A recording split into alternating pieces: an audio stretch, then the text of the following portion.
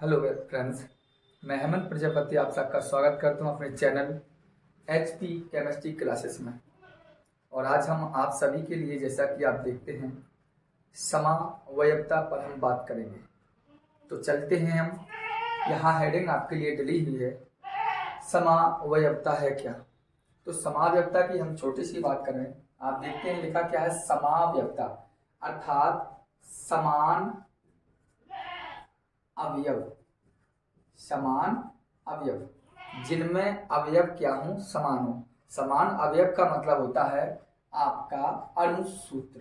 यहाँ पर हम मॉलिक्यूलर फॉर्मूले की बात करते हैं, अर्थात जिनका मॉलिक्यूलर फॉर्मूला सेम हो, अर्थात समान अणुसूत्र हो, वही कहलाते हैं समावयवता। मतलब समान अणुसूत्र यदि होगा तो होगा क्या कि वे समावयवी बनाएंगे।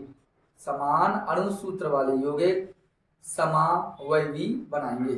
तो जिनका अणुसूत्र क्या हो, समान। लेकिन अणुसूत्र समान होने से ही नहीं, उनमें यदि उनका संरचना सूत्र स्ट्रक्चरल फॉर्मूला यदि भिन्न हो जाए, स्ट्रक्चरल फॉर्मूला क्या हो जाए, भिन्न, अलग अलग हो, तो वे कहलाते हैं एक दूसरे के क्या, समावयवी कहलाते हैं एक दूसरे के। इस बात को जानना, अर्थात वे कार्बनिक यौगिक जिनके अणुसूत्र समान हो, कहा मैंने अणुसूत्र क्या हो, समान, परंतु संरचना सूत्र भिन्न हो, वे एक दूसरे के समावयवी अर्थात आइसोमर कहलाएंगे। एक दूसरे के कहलाएंगे, वो समावयवी कहलाएंगे। और ऐसी जो प्रक्रिया होती है, जो घटना घटती है, जो हो रहा है, उसी को बोलते हैं हम समावयवता। तो वे कार्बनिक यौगिक जिनके अणुसूत्र समान हो परंतु संरचना सूत्र भिन्न हो, एक दूसरे के समावयवी कहलाते हैं तथा यह घटना समावयवता कहलाती है। तो एक थोड़ी सी परिभाषा होती है, लेकिन हम यहाँ पर समावयवता के टाइप पर ही बात करेंगे, समावयवता के प्रकार पर भी बात करेंगे। तो ध्यान देना यहाँ पर। लेकिन मैं पहले बात कर दूं किस प्रकार समान अवयव होंगे। जैसे कि एक स्ट्रक्चर लिया हमने, एक अणुसूत्र लिया, थोड़ा जैसे अणुसूत्र लिया हमने C2H6O, यह अणुसूत्र लिया हमने, ठीक। इस अणुसूत्र पर हम थोड़ी सी बात करें। आपको C2H6O है, कार्बन 2 है, आप देखिए कार्बन 2 है, एक कार्बन 2 कार्बन, हाइड्रोजन संख्या कितनी है, 6। तो देखो 4 बैलेंस शक्ति होती है प्रत्येक कार्बन की। तो 6 हाइड्रोजन से एक हाइड्रोजन यहाँ, एक हाइड्रोजन यहाँ, और इसी प्रकार हाइड्रोजन हमने यहाँ लगा, एक हाइड्रोजन। अब एक हाइड्रोजन और एक ऑक्सीजन शेष है, हुआ क्या, हाइड्रोजन एंड ऑक्सीजन। तो क्या देखो, एक कपल।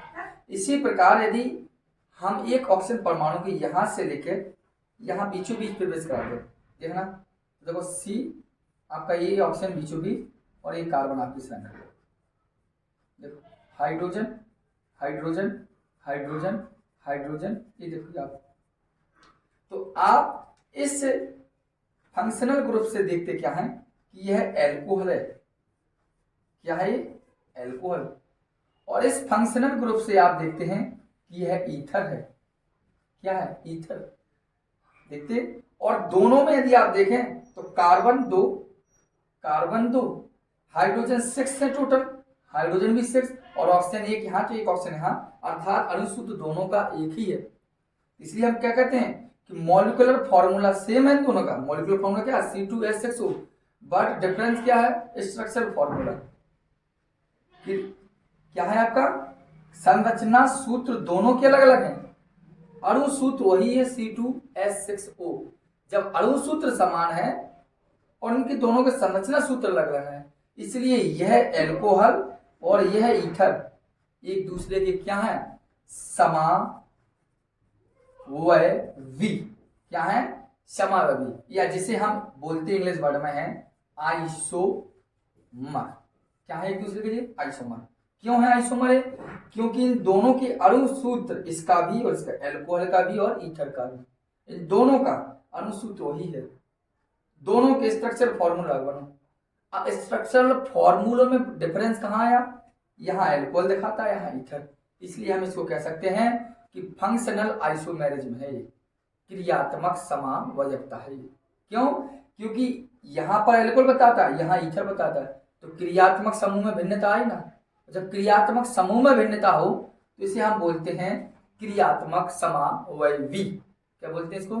क्रियात्मक समावयवी। इसी प्रकार आप एक और देखें, ध्यान देना, जैसे एक मॉलिक्यूलर फॉर्मूला आपको पता हो C6H12O6, मॉलिक्यूलर फॉर्मूला है C6H12O6 है। अब इस C6H12O6 एक मॉलिक्यूलर फॉर्मूला है आपका किसी का भी, एक मॉलिक्यूलर फॉर्मूला आपको पता है ग्लूकोज का भी होता है, यही मॉलिक्यूलर फॉर्मूला आपको पता है फ्रक्टोज का भी होता है। दोनों मॉलिक्यूलर फॉर्मूला ग्लूकोज और फ्रक्टोज अर्थात C6H12O6 ग्लूकोज का भी मॉलिक्यूलर फॉर्मूला होता है और फ्रक्टोज का भी मॉलिक्यूलर फॉर्मूला होता है। दोनों की एक ही मॉलिक्यूलर, डिफरेंस क्या है दोनों में? ग्लूकोज में एल्डिहाइड समूह पाया जाता है, इसमें क्या डिफरेंस है? फ्रक्टोज में कीटोन समूह पाया जाता है। ग्लूकोज में एल्डिहाइड समूह और फ्रक्टोज में कीटोन समूह पाया जाता है। अगर हम इसका स्ट्रक्चर बनाए तो देखना थोड़ा कैसा होगा स्ट्रक्चर। C6 है, कार्बन संख्या कितनी है 6, तो बस सबसे पहले आपको पता है ग्लूकोज की स्ट्रक्चर में क्या होता है, हमने आपको बताया एल्डिहाइड समूह, तो सबसे ऊपर आप एल्डिहाइड ग्रुप की रख दी CHO, आप लेते जाइए ये कार्बन 2 3 4 5 और लास्ट में 6 आगे। अब सभी कार्बन की 4 बैलेंसी होती हैं, सब कार्बन कितनी बैलेंसी होती है? 4। आप लगाइए सबकी 4 बैलेंस दीजिए, 4 बैलेंस ईच कार्बन से लगाया, ठीक। अब आपको कुछ नहीं करना है, अब आइए यहाँ हाइड्रोजन परमाणु लगाया आपने, यहाँ OH लगाइए, यहाँ OH लगाइए, यहाँ OH लगाइए, अब यहाँ आप H लगाइए और यहाँ OH। अब जहां जहां OH लगा, जैसे यहाँ OH लगा तो यहाँ H लगाइए, यहाँ H लगा तो आप लगाइए यहाँ OH, यहाँ OH है तो आप यहाँ H, यहाँ OH तो आप यहाँ H, यहाँ OH है तो आप यहाँ H। ये कहलाता है आपका ग्लूकोज का स्ट्रक्चर। ये क्या है? आपका ग्लूकोज है, ये आपकी ग्लूकोज की संरचना कहलाएगी। इसी प्रकार आप फ्रक्टोज में यदि देखें तो फ्रक्टोज में देखिए, फ्रक्टोज में आपको पता है कीटोन ग्रुप है। आपको समझिए कार्बन संख्या 6 लीजिए, देखो 1 कार्बन 2 कार्बन 3 कार्बन 4 5 6, 1 2 3 4 5 6 कार्बन हो गए, क्योंकि कार्बन की संख्या तो उसमें दोनों में 6 है। अब तो दोनों में कार्बन की संख्या 6 है, आप सबकी बैलेंस 4 होती है, आप सबको 4 दीजिए बैलेंस के हिसाब से, कुछ नहीं करना है। आप इधर OH लगाइए, आप इधर भी OH लगाइए, इधर भी OH लगाइए, 3 जगह OH लगा दिए। इसके बाद यहाँ OH लगा, 3 जगह OH लगा दिया, कुछ नहीं करना है। इधर आप क्या करेंगे, इधर H दीजिए इसको, इधर भी H दीजिए, इधर भी H दीजिए, इधर भी H दीजिए, और इसके इधर भी OH लगाइए, इधर H इधर H, ठीक। अब 3 जगह जब OH लगाए तो यहाँ H लगाएंगे, आप इधर OH लगाएंगे। आपको पता है फ्रक्टोज में क्या होता है? CO group, ketone group. इसकी इस बैलेंस को यहाँ से हटाइए और दोनों बैलेंस ऑक्सीजन पकड़ाइए, ये कहलाएगा आपका फ्रक्टोज का। तो आप खुद देखिए, ये आपका जो फ्रक्टोज है, ये आपका क्या है? फ्रक्टोज। ये है आपका ग्लूकोज है।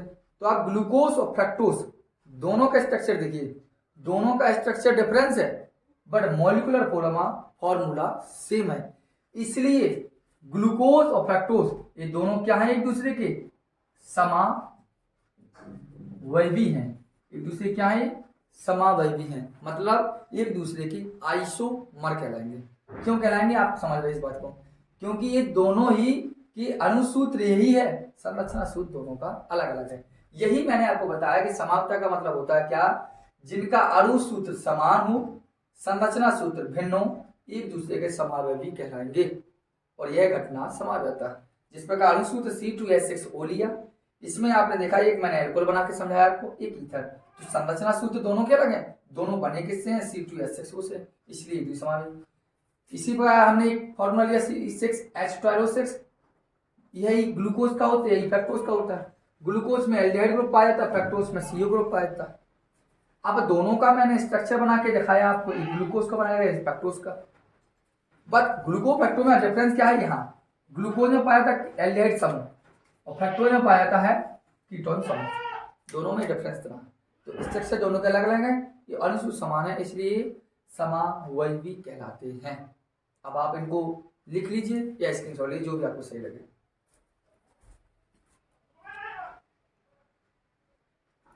देखो, तो अभी आपने केवल समावयवता की परिभाषा और एग्जाम्पल देखे।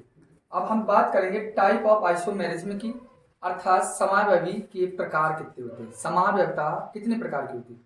तो मूल रूप से समावयवता को दो ही प्रकार में बांटा गया है, इसको दो ही प्रकार से क्लासिफाइड किया गया है। एक तो आपका होता है संरचनात्मक समावयवता और एक होती है त्रिविम समावयवता। तो हम ध्यान देते हैं यहाँ पर, हम पूरा स्ट्रक्चर बना देंगे। देखिए, टाइप ऑफ आइसोमेरिज्म की बात करें तो समावयवता दो टाइप की होती है। देखिए, एक ध्यान देना है आप, एक होती है संरचनात्मक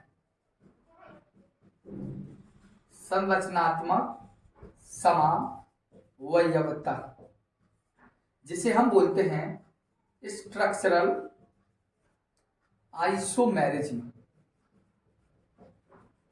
और एक होती है आपकी समावयवता त्रिविम समावयवता, त्रिविम समावयवता, जिसे हम बोलते हैं स्टीरियो आइसोमेरिज्म। समावयवता कितना टाइप का होता है, दो, एक स्ट्रक्चरल आइसोमेरिज्म और एक होता है स्टीरियो आइसोमेरिज्म। अर्थात संरचनात्मक समावयवता क्या है, स्टीरियो समावयवता क्या है, इस बात की बात हम बाद में करेंगे, पर अभी हम टाइप ध्यान जरूर देखेंगे। संरचनात्मक समावयवता की यदि हम बात करें आपके खास तौर पर, तो ये कई प्रकार से होती है। जैसे कि फर्स्ट होती है श्रृंखला, पहली होती है आपकी श्रृंखला समावयवता, जिसे हम बोलते हैं चेन आइसोमेरिज्म। ठीक, दूसरी आपकी होती है स्थिति समावयवता, जिसे हम बोलते हैं पोजीशन आइसोमेरिज्म, या एक वर्ड और होता है इसका स्थान समावयवता, दूसरा ही होता है।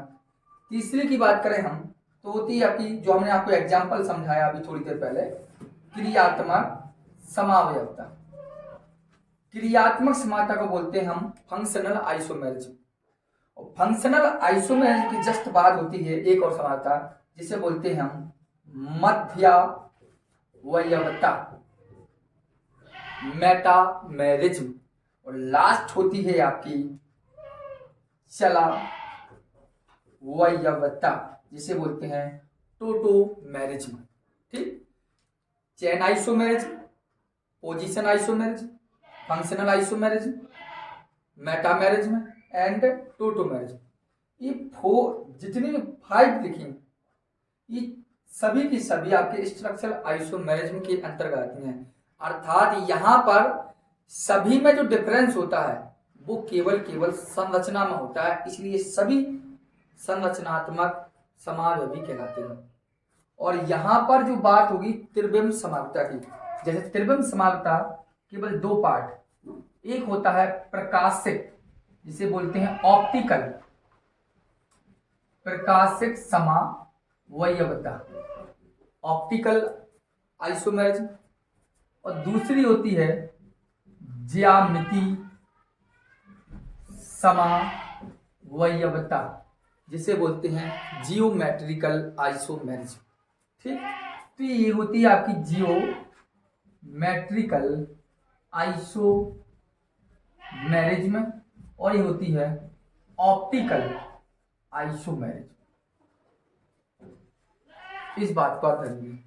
तो समावयवता के जो प्रकार होते हैं वो दो प्रकार की होती है, एक संरचनात्मक समावयवता होती है, एक त्रिविम समावयवता होती है। संरचनात्मक समावयवता आपके 5 प्रकार अलग होते हैं, और त्रिविम समावयवता में आपके प्रकाशिक समावयवता और ज्यामिति समावयवता होती है। तो ये जो आपके जो टाइप थे इस समावयवता के प्रकार के थे। इसके पहले क्या था, समावयवता क्या है, समावयवता के किसे कहते हैं या आइसोमर होते क्या है। जिस प्रकार हमने कहा आपको ग्लूकोज और फ्रक्टोज एक दूसरे के आइसोमर होते हैं, उसी प्रकार यहाँ पर जो अगला लेक्चर आपका होगा वह लेक्चर आपका संरचनात्मक या स्ट्रक्चरल आइसोमेरिज्म पर होगा। कि जो लेक्चर होगा उस लेक्चर में पूरा का पूरा प्रयास रहेगा कि इस स्ट्रक्चरल फॉर्मूला कंप्लीट हुआ। और एक जो अगला लेक्चर होगा उसमें स्टेरियो आइसोमेरिक कंप्लीट, और एक जो लेक्चर होगा वो आपका लेक्चर जो होगा वो केवल ऑब्जेक्टिव रूप से या जो बेसिक रूप से जो हाईएस्ट क्वालिटी के जो एग्जाम होते हैं उस पर इसी व्हाइट बोर्ड पर हम लिखेंगे और आपको समझाएंगे। तो धन्यवाद आपका।